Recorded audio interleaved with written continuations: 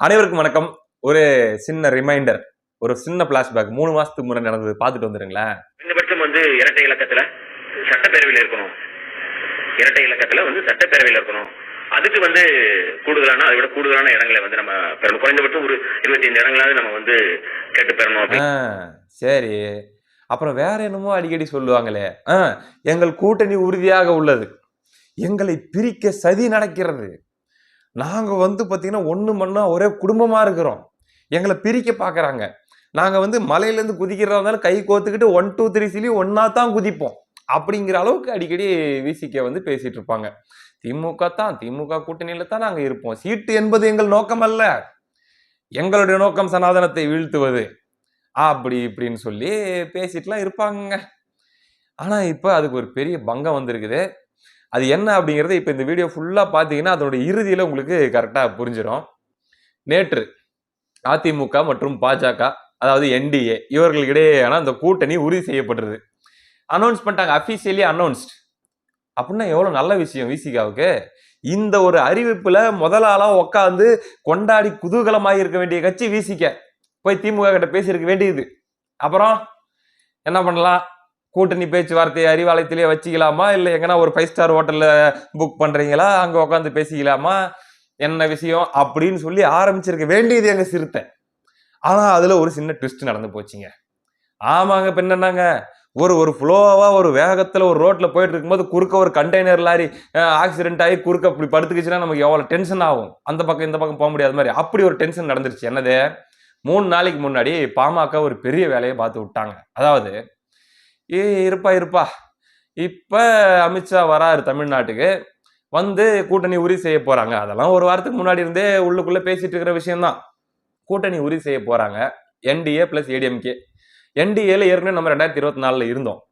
இப்பவே தேர்தலுக்கு ஒரு வருஷத்துக்கு முன்னாடியே நம்ம போய் இப்ப அந்த மேடையில் அந்த பிரஸ் மீட்ல உட்காந்து நேற்று உட்காந்துட்டு இருந்தாங்கல்ல, இந்த பக்கம் இபிஎஸ் அவர்கள், இந்த பக்கம் அமித்ஷா அண்ணாமலை அவர்கள், கடைசியில் இப்படி கையெல்லாம் பிடிச்சிட்டு இப்படி தூக்கி இருந்தாங்கல்ல. அப்படி என்ன பிளான் முதல்ல இருந்தது அப்படின்னா, அது ஒரு மாபெரும் பிரஸ் மீட்டாக இருந்து அந்த பிரஸ் மீட்ல பழைய என்டிஏல இருக்கக்கூடிய தலைவர்கள் பிளஸ் ஏடிஎம்கே இப்படியாக ஒரு மெகா அந்த மேடையே இருந்து அப்படியே கையை தூக்கி எல்லாரும் நின்று திமுக வீழ்த்துவோம் அப்படிங்கிற மாதிரி அனௌன்ஸ் பண்ற ரேஞ்சுக்கு இருந்துச்சு பாமக உட்பட. இப்ப இந்த பக்கம் யோசிக்க ஆரம்பிக்கிறாங்க பாமக, அப்படிலாம் அவசரப்பட்டு நம்ம எல்லாம் பீடி கொடுத்துடக்கூடாது, இந்த ஒரு வருஷத்துக்கு இன்னும் ஒரு 6 மாசத்துக்காச்சும் நம்ம த்ரில்லிங் காட்டணும். ஏன் அப்படின்னா அவங்களுக்கு ஒரு கணக்கு இருக்குது, நம்மளுடைய தேவை இன்னைக்கு திமுகவுக்கு ஏகப்போகமா அதிகமாயிருக்குதோ அப்படின்னு சொல்லி அவங்க அதை ரியலைஸ் பண்ணிட்டாங்க. அதனால அந்த 3 நாளைக்கு முன்னாடி நடந்த சண்டை உண்மையான சண்டையா இல்ல அவங்க போடுற ஒரு ஸ்ட்ராட்டஜிக்கல் கேமா அப்படின்னு நமக்கு புரியலைங்க. ஏன் காரணம் அப்படின்னா, இப்ப திமுகவுக்கு பாமகவின் தேவை அதிகமாயிருச்சு. காரணம், இப்ப இந்த என்டிஏ ஏடிஎம்கே அப்படின்ற அலைன்ஸ் உறுதியாகிவிட்ட காரணத்தால் ஒருவேளை அந்த கூட்டணியில் பாமகவும் தொடர்ந்தால் என்னவாகும், வட மாவட்டங்கள் தென் மாவட்டங்கள் பொறுத்த வரைக்கும் பாத்தீங்கன்னா இப்ப டிடிவி எப்படியும் உள்ள வந்துடுற மாதிரி தான் இருக்கும்.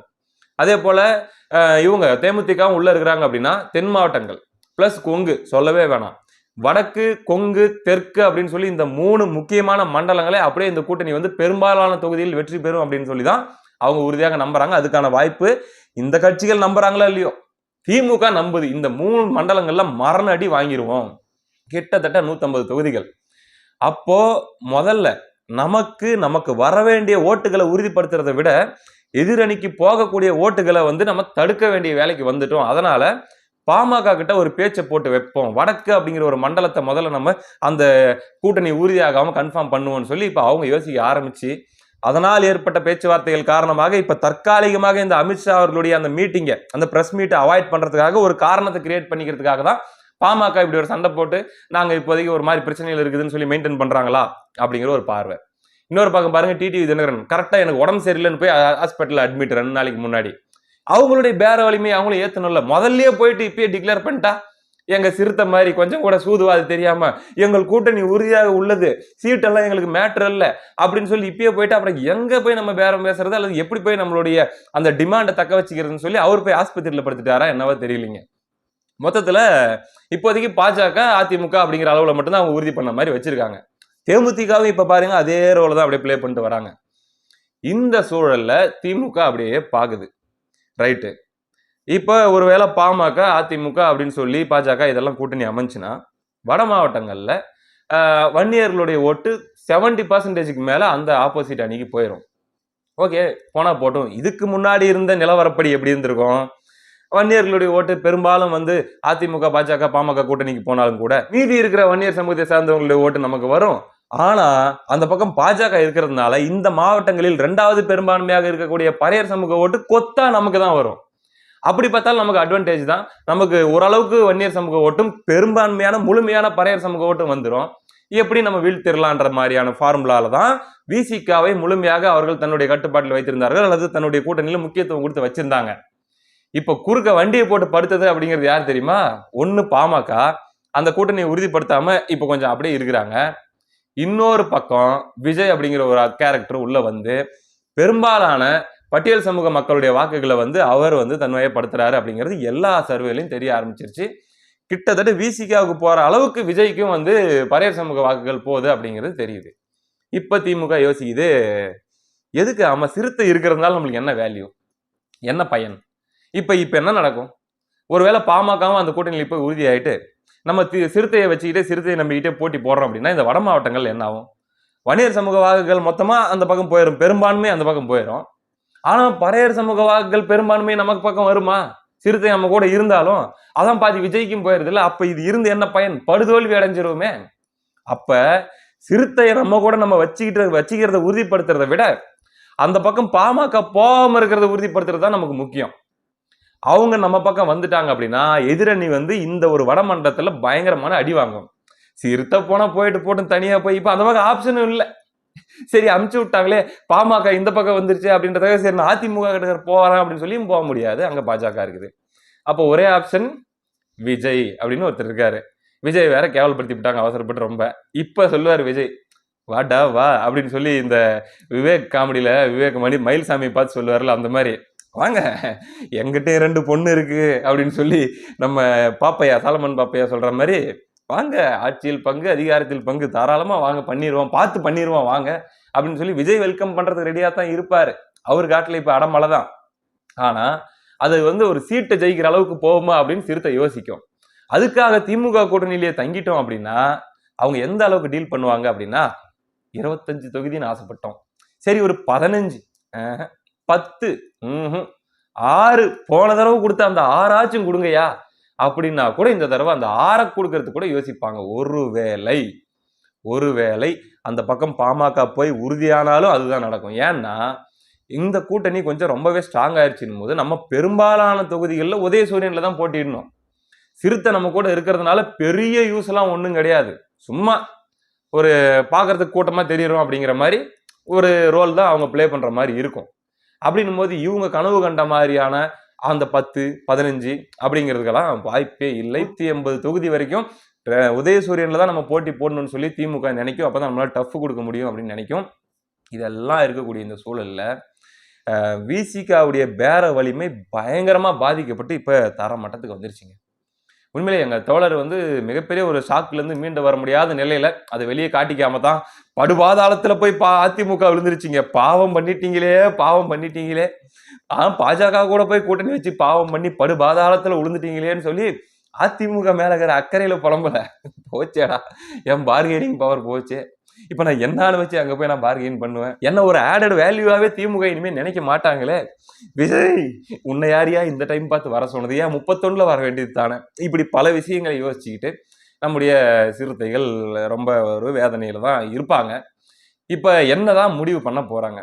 இந்த இப்ப அபிஷியலி அனௌன்ஸ் பண்ணது மூலமா எடப்பாடி ஒரே கல்ல பல மாங்காய் அடிச்சிட்டாப்ல. பிரச்சனை சலசலப்பு. செங்கோட்டையனை வச்சு ஒரு குழப்பம், பன்னீர்செல்வத்தை வச்சு ஒரு குழப்பம், அங்க ஒரு குழப்பம், இங்க ஒரு குழப்பம், ரெட்டலை கிடைக்குமா கிடைக்காதான்னு தினமும் ஊடகங்கள்ல விவாதம். இது போக பாத்தீங்கன்னா இன்னும் அதிமுகவை 2ஆக உடைத்து என்டிஏ தலைமையில் ஒரு கூட்டணி அமைத்து அதில் ஒருத்தர் சிஎம் கேண்டிடேட்டாக அனௌன்ஸ் பண்ணி முடிஞ்சா அதுல சீமான் அவர்களையும் உள்ள கொண்டு வந்து அது ஒரு தனி கூட்டணியா அமைச்சு அந்த கூட்டணி வந்து பாத்தீங்கன்னா திமுகவை வீழ்த்தும் அப்படிங்கிற மாதிரிலாம் கூட சில பேர் கதை சொல்லிட்டு இருந்தாங்க. எப்படியா வீழ்த்தும்? அப்படிலாம் ஒரு கூட்டணி அமைஞ்சா திமுக அசால்ட்டா 180 தொகுதியில் ஜெயிச்சுட்டு போயிடும். அது எதுவுமே நடக்க விடாம இனிமே எவனும் ரெட்டையில கிடைக்குமா கிடைக்காதா அப்படின்லாம் விவாதம் பண்ண முடியாது. பன்னீர் என்ன பண்ண போகிறார், செங்கோட்டையன் என்ன பண்ண போகிறார், அதெல்லாம் ஒன்றும் கிடையாது. மீடியாக்கெல்லாம் லீவு, எல்லாத்தையும் செட் பண்ணியாச்சு, அவ்வளவுதான். இனிமே எக்ஸ்ட்ரா வரப்போற இந்த கூட்டணியை மேலும் பலப்படுத்தக்கூடிய வேலையை பண்றது மட்டும்தான் அவங்களுடைய வேலையா இருக்கும். பாமக, டிடிவி, தேமுதிக இது மூணையும் சைன் பண்ணிட்டாங்கன்னா ஓரளவுக்கு அவங்க ப்ரிப்பேர் ஆயிருவாங்க. அவங்களுடைய கணக்குப்படி இது இப்படி இருந்தாலே 140 சீட் வரைக்கும் நம்மளால ஜெயிக்க முடியும் அப்படின்றது அவங்களுடைய கால்குலேஷனாக இருக்கிறது. இப்ப திமுகவுக்கு தான் பிரச்சனை. எதிரணிக்கு போகக்கூடிய வாக்குகளை போக விடாம தடுக்கணும். அதற்கு பாமகவை அந்த பக்கம் சேர விடாமல் நம்ம பக்கம் கொண்டு வர்றதுக்கு பார்க்கணும். அல்லது மாற்றம் முன்னேற்றம் மாதிரி ஏதாச்சும் தனியா நிக்கிற மாதிரி பண்ண முடியுமா அப்படின்ற மாதிரி அவங்க யோசிக்கிறதுக்கு வாய்ப்பு இருக்குது. இது எல்லாம் நல்லா புரிஞ்சுக்கிட்டு தான் பாமக அப்படியே ஆப்சென்ட் ஆயிட்டாங்க. அப்படியே இப்போ வந்து எந்த பக்கமும் இல்லை அப்படிங்கிற மாதிரி மதில் மேல் போனே அப்படிங்கிற மோட்ல ஏறி உக்காந்துட்டாங்க. அவங்க திமுக சைடும் பேசிட்டு இருக்கிறதாக நமக்கு செய்தி வருது. இப்படியாகலாம் போயிட்டு இருக்குதுங்க. உண்மையிலேயே என்னென்னமோ நினைச்சிருப்பாங்க. நான் வருத்ததான், நான் வந்து கேலி கிண்டலாக சொல்லலை. சிறுத்தைகளுக்கு ஒரு நல்ல வாய்ப்பு இருந்துச்சுங்க, அவங்களா அதை கெடுத்துக்கிட்டாங்க. என்னன்னா ஒரு வருஷத்துக்கு முன்னாடியே அவங்க வந்து அக்ரஸிவ் பாலிடிக்ஸ் எடுக்க ஆரம்பிச்சிருக்கணும். கடுமையாக திமுகவுக்கு எதிராக, அங்க பட்டியல் சமூக மக்களுக்கு எதிராக, அவர்களை நம்பி இருக்கிற மக்களுக்கு எதிராக இந்த ஆட்சியில் நடந்துட்டு இருக்கிற விஷயங்களுக்கு மிக கடுமையா ரியாக்ட் பண்ணியிருக்கணும். அதை விட்டுட்டு தான் வந்து ரொம்ப தாழ்ந்து எல்லாத்தையுமே ஏத்துக்கிட்டு கிட்டத்தட்ட பாக்குறவங்க எல்லாம் என்னங்க திமுக காரங்க மாதிரி பேசுறீங்கன்னு சொல்லி பத்திரிகைக்காரங்களே கேட்கிற அளவுக்கு தன்னை அவர்கள் வைத்துக் கொண்டதன் விளைவாக இன்னைக்கு எதிரில் இருக்கிறவங்களும் மதிக்க மாட்டாங்க, இன்னைக்கு திமுகவும் மதிக்காது அப்படிங்கிற மாதிரியான ஒரு துர்பாக்கியமான ஒரு பரிதாபமான நிலைக்கு தள்ளப்பட்டிருக்கிறது விடுதலை சிறுத்தைகள். ஒருவேளை பாமகவும் போயிட்டு அந்த பக்கம் சைன் பண்ணிட்டாங்கனால் ஒழிய அந்த நொடி வரை துளி மரியாதை கூட திமுக கூட்டணியில் விசிகாவுக்கு இருக்க போறதில்லை. அதுக்கப்புறம் வேணா துளி மரியாதை கிடைக்கலாம் அப்படின்றதுதான் இன்னைக்கு இருக்கிற நிலையா இருக்குது. ஏற்கனவே ஒரு முக்கிய நிர்வாகி விசிகாவை சார்ந்தவர் வந்து புலம்பியிருக்காரு, சுத்தமா மதிக்கிறது இல்லைங்க, கண்டுக்கிறது இல்லை, இருந்தா இரு இல்லைன்னா போறதா இருந்தா போ அப்படிங்கிற மாதிரி தான் டீல் பண்றாங்க. ஆனா இந்த கூட்டணியில் இருந்தா மட்டும்தான் எங்களால் ஓரளவுக்காச்சும் சீட்ஸை ஜெயிச்சு ஒரு ரெப்ரசன்டேஷன் அப்படிங்கிற அளவுக்காச்சும் போக முடியும், என்னன்னு தெரியல அப்படிங்கிற மாதிரிலாம் இருக்கக்கூடிய இந்த சூழல்ல விஜய் அப்படிங்கிற ஒரு ஆப்ஷனை மட்டும் வச்சுக்கிட்டு ஒருவேளை திமுக கூட்டணியில் இருக்கிற எல்லா கட்சிகளும் இதே பிரச்சனையை ஃபேஸ் பண்ணி சீட்டு பேரத்தில் பிரச்சனையாகி கொத்தா கிளம்பி விஜய் பக்கம் போனால் ஒழிய பெருசா ஒன்றும் மாறப்போறது இல்லை. கூட்டணி கட்சிகளுக்கெல்லாம் மிக பரிதாபமான சீட் ஷேரிங் அப்படிங்கிறது தான் இந்த தேர்தலில் நடப்பதற்கான வாய்ப்புகள் நிறைய இருக்குது. விஜயை காட்டி பார்கெயின் பண்ணி பெருசா என்ன பண்ணிட முடியும், திமுக ஒரு கணக்கு தெரியும்ல, அப்படிலாம் போக மாட்டாங்க அப்படின்ட்டு. என்ன நடக்க போகுது அப்படிங்கிறத பொறுத்திருந்து பார்ப்போம். வெரி வெரி இன்ட்ரெஸ்டிங் டேஸ் அடுத்தடுத்த நாட்களில் நம்ம பார்க்க இருக்கிறோம். பொறுத்திருந்து பார்ப்போம். அடுத்த காணொலியில் சந்திப்போம். நன்றி.